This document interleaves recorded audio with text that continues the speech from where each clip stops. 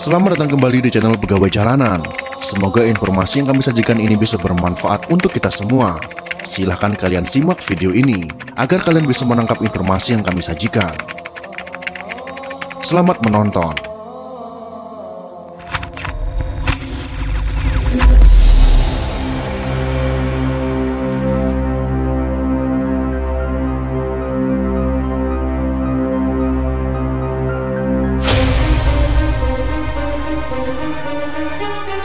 Kisah Tang Nunggal atau Tan Unggal yang berasal dari Kabupaten Sambas.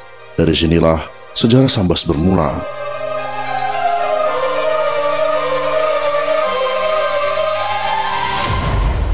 Siapa sebenarnya Tang Nunggal itu?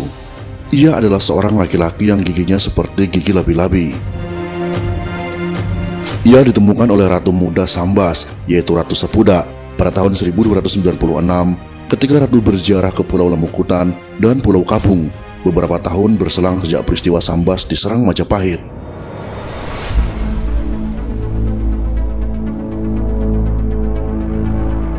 Diceritakan bahwa asal mula nama Pulau Lemukutan adalah berasal dari nama Lai Muktan, seorang pelaut Cina yang gagah berani dan perkasa, yang dipercayakan oleh Raja Cina untuk mengawal dan menjaga putrinya yang sedang menderita penyakit Po Lai Ko atau lepra, suatu penyakit yang memang ditakuti pada masa itu. Putri Cina ini sedang menjalani pengobatan yang dilakukan di sebuah pulau yang tidak berpenghuni. Pulau inilah yang nantinya dinamakan Pulau Lemukutan. Namun ada juga yang mengatakan bahwa pulau ini selalu ditanam padi, tapi selalu tidak subur dan tidak bisa menjadi beras, sehingga hancur menjadi mukut. Maka dari itu, pulau ini disebut Pulau Lemukutan.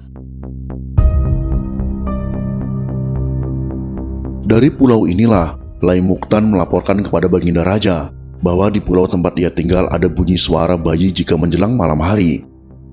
Tepatnya di rumpun bambu pulau tersebut. Bersama pengiringnya Ratu Muda, yaitu Ratu Sepuda, berangkat menuju pulau tersebut. Setelah sampai di pulau tersebut, maka diambillah bambu itu yang diduga ada makhluk di dalamnya. Bambu itu dibawa pulang oleh Ratu. Setelah dibelah di istana, keluarlah seorang bayi laki-laki mungil yang hanya memiliki gigi satu. Sejak itulah ia diberi nama Tang Nunggal, yang artinya gigi satu, tunggal seperti gigi labi-labi. Ia diasuh bersama putra ratu dengan kasih sayang pula. Hingga dewasa, Tang Nunggal tetap memiliki postur tubuh yang tegap dan mengagumkan. Asal kata Tang Nunggal berasal dari bahasa Sambas, yaitu Tang berarti hanya, dan Nunggal berarti tunggal atau satu. Kisah ini dimulai sekitar tahun 1342 ketika Raja Sambas meninggal dunia. Tentang siapa yang menggantikan sudah ditentukan, yaitu sesuai dengan adat istiadat di daerah Sambas, adalah putra mahkota Artakan. Tang Nunggal yang merasa dirinya lebih kuat, menganggap ia lebih berhak menjadi raja, karena selama itu ia yang selalu mendapat tugas dari almarhum raja. Tang Nunggal yang melihat ada peluang kesempatan untuk merebut tahta kerajaan, berusaha keras untuk mencari perhatian di depan masyarakat. Untuk petinggi negeri yang memberikan upeti agar mendukung dirinya menjadi raja. Bagi rakyat yang merasa tidak setuju, mereka diintimidasi dan ditindas. Alhasil Tang Nunggal pun mengangkat dirinya sendiri menjadi Raja Sambas dengan mengadakan pesta perayaan selama 40 hari, 40 malam. Putra mahkota Artakan mengalah kepada Tang Nunggal karena khawatir akan terjadi hal-hal yang tidak diinginkan di kerajaan jika keinginan Tang Nunggal dihalangi. Meskipun ia mengalah, putra mahkota Artakan menyusun strategi sambil menunggu kesempatan untuk menguasai istana dengan persetujuan para huru balang dan pengawal yang masih setia. Beliau mengungsi di Bukit Piantus daerah Sejangkung di sebuah gua. Ketika Tang Nunggal menjadi raja, pemerintahan dijalankan dengan kekerasan. Banyak perempuan yang dijadikan istrinya tetapi selalu meninggal tanpa meninggalkan anak, dan banyak pula orang tua yang menyembunyikan anak gadisnya karena takut dijadikan istri oleh Tang Nunggal. Istri terakhir Tang Nunggal yang dikaruniai anak berasal dari daerah Sibedang. Anak tersebut diberi nama Bujang Nadi untuk yang laki-laki dan Dari Nandung untuk yang perempuan. Dalam masa pemerintahan Tang Nunggal, rakyat merasa resah oleh tingkah lakunya yang aneh-aneh. Misalnya jika dia ingin menjala ikan, Tempatnya berpijak adalah kepala manusia yang berendam di air dan tidak boleh bergerak meskipun dinginnya air sampai ke tulang sumsum. Bila ingin menurunkan atau ngulur perahu, yang menjadi pendorongnya adalah perempuan yang sedang hamil tua. Kalau ada yang berzina, keduanya disuruh menumbuk padi sampai menjadi beras dengan tidak berpakaian dan dipertontonkan kepada orang banyak. Jika ketahuan meminum minuman keras atau mabuk-mabukan, maka orang tersebut direndam di dalam tong yang berisi arak, kemudian dipanaskan sampai mati.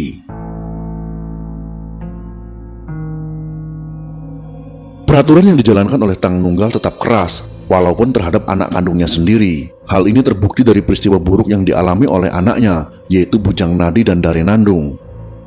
Memang kedua kakak beradik ini dianugerahi wajah yang indah menawan, sehingga masing-masing telah menyatakan bahwa si kakak tidak akan kawin apabila calonnya tersebut tidak seperti adiknya.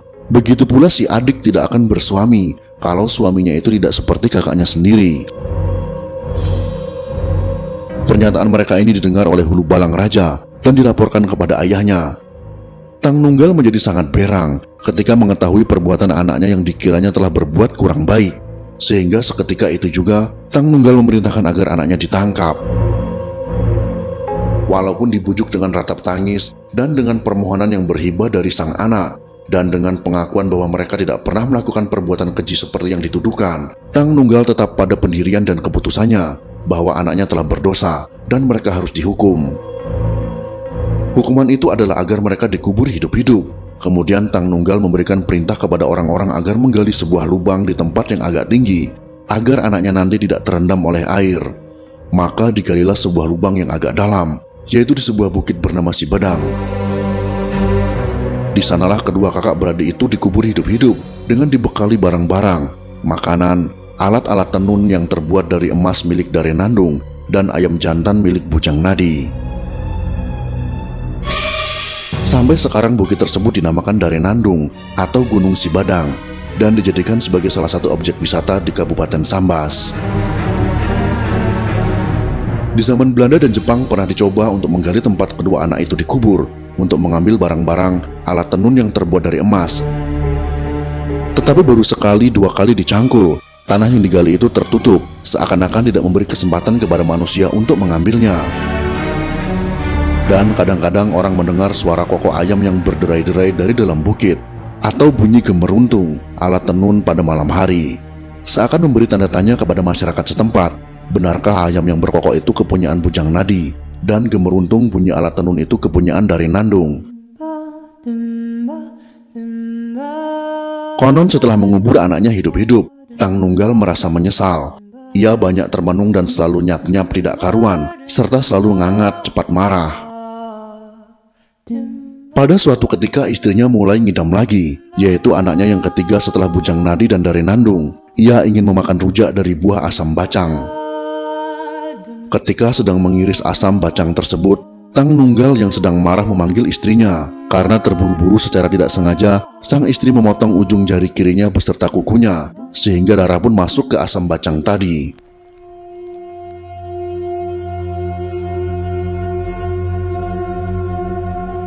Sambil marah-marah karena sang istri yang dipanggil belum muncul juga, Tang Nunggal mendekati istrinya yang sedang membuat rujak di dapur.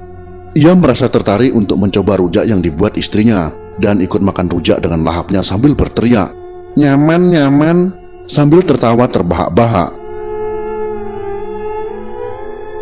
Seketika itu juga marahnya pun hilang. Sore harinya ia minta dibuatkan rujak lagi dengan alasan agar marahnya hilang. Namun sepanjang malam marahnya tidak kunjung reda, karena rujak yang dibuat tidak menggunakan darah manusia. Keesokan harinya sang istri membuatkan rujak untuk Tang Nunggal, tentunya dengan darah luka bekas mengiris kemarin. Sang istri pun merasa sedih karena Tang Nunggal sudah mulai makan darah manusia. Dasar hantu laut, celetuk istrinya. Berkali-kali Tang Nunggal minta dibuatkan rujak tersebut, tentunya disertai dengan darah manusia. Tang Nunggal sudah mulai menghisap darah dari giginya yang mulai tumbuh semakin panjang, yaitu pada bagian taringnya. Matanya mulai merah bagaikan biji saga. Hal ini pun diketahui oleh penjaga istana dan dayang pengasuh. Setelah darah istrinya, kemudian berlanjut ke darah dayang-dayang. Satu demi satu dayangnya mati kehabisan darah. Menteri serta para pengawal istana berkeluh kesah. Hal ini masih dirahasiakan karena permaisuri masih dalam keadaan mengandung. Beberapa orang istrinya menyarankan ia berhenti minum darah, tetapi Tang Nunggal menegaskan bahwa hal itu ia lakukan agar ia tidak cepat marah. Sang istri pun merasa sedih. Ia raja yang kejam, mengubur anaknya hidup-hidup dan kini menghisap darah manusia. Dengan kesedihan itu genaplah usia mengandung sang permaisuri selama 9 bulan 10 hari. Maka lahirlah sang bayi yang diberi nama Tok Gulup dan ibunya pun meninggal.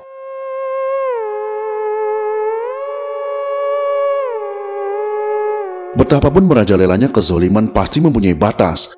Kekuasaan yang tak manusiawi pasti akan berakhir dan hancur. Secara diam-diam para menteri memperhatikan gerak-gerik Tang Nunggal serta mencari kelemahan-kelemahan yang ia miliki. Akhirnya mereka menemukan titik lemah yang ada pada dirinya. Ketika ia mengidap penyakit bengkak pada kaki, ia tidak bisa berjalan dan hanya berbaring di tempat pembaringan. Kesempatan itulah yang dimanfaatkan oleh para menteri untuk menumbangkannya. Mereka sepakat bahwa Tang Nunggal harus dibunuh. Para menteri juga mendapat bantuan dari Hulu Balang Raja.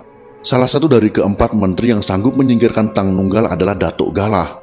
Mereka menyampaikan sebuah berita kepada Tang Nunggal bahwa negeri Sambas telah diserang musuh dan pertempuran sedang berkecamuk. Banyak penduduk Sambas yang terbunuh dan kemungkinan besar Sambas akan mengalami kekalahan total. Demikianlah laporan dari para menteri yang merupakan siasat belaka. Setelah mendengar berita tersebut, Tang Nunggal menjadi bingung. Ia memerintahkan agar dirinya dibawa jauh-jauh dari keraton. Dengan tidak menyia-nyiakan kesempatan, keempat menteri ini menyiapkan sebuah perahu serta sebuah keranda yang terbuat dari kayu besi di mana Tang Nunggal dimasukkan ke dalamnya dan ditutup rapat dengan alasan agar tak kelihatan oleh musuh. Di dalam perahu itu disediakan beberapa buah tempurung kelapa yang ditelungkupkan dan diberi air agar terdengar bunyi yang keras saat perahu sedang berjalan nanti. Ketika di perjalanan sekali-kali terdengar suara atau bunyi tempurung yang mereka telungkupkan itu, Tang Nunggal selalu bertanya, "Suara apakah gerangan wahai para menteri?" Menteri pun menjawab, "Itulah suara meriam musuh yang sedang menghampiri keraton." Tang Nunggal pun memerintahkan agar berdayung lebih cepat, dan bila sampai ke tempat tujuan, dirinya ditinggalkan saja. Setibanya di sebuah sungai kecil, yaitu Kuala Sabung, keranda Tang Nunggal kemudian dijatuhkan ke dalam air yang setengah kering, dengan kayu penahan di sebelah kiri kanannya agar apabila air pasang keranda tersebut tidak goyang lagi.